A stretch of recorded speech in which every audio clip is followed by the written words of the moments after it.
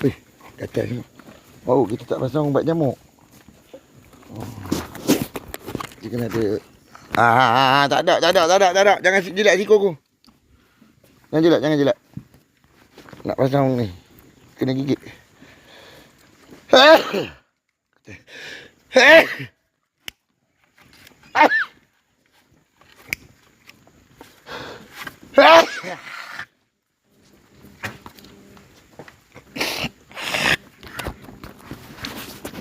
Dia kata jual lembu. Kalau dia jual lembu dia dengan ayah dia kan. Banyak lembu kena curi jual.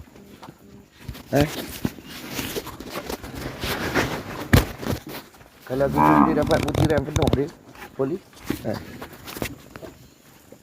Kita ada prosedur transplant ginjal dia untuk dalam penjara nanti.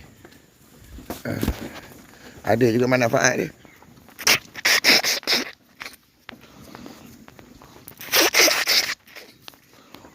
Dia kat sini dia nak buat operasi skamer je. Kalau dalam tu mungkin dia boleh tenun kain ke, dan songkit ke, tanam pisang ke. Kan?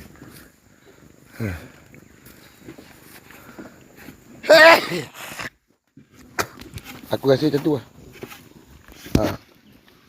Netizen cuba undi tengok macam mana Saleh punya ni transformasi program ni dengan Mitoto ni. Kita kena ada transmigrasi tau. Dalam jumlah-jumlah yang tertentu dekat sini. Kita kena ada transmigrasi.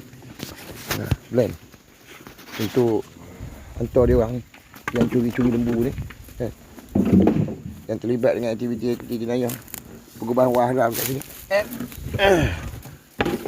Pengubahan halalan thayyiban kepada harta khazanah, harta aset tu, yang daripada orang hasnah boleh makan tu, dia cuci menggunakan judi ke apa benda tu, macam yang 300 juta tu ustaz tu kan, Maulana tu kan.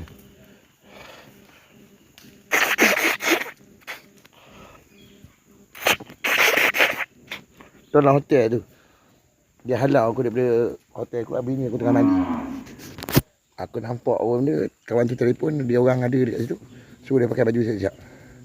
Lepas masuk tu, jangan abang tak buat apa-apa bang. Dia pukul saya, aku tahu. Aku duduk intai kot siding. Aku masuk ke siding.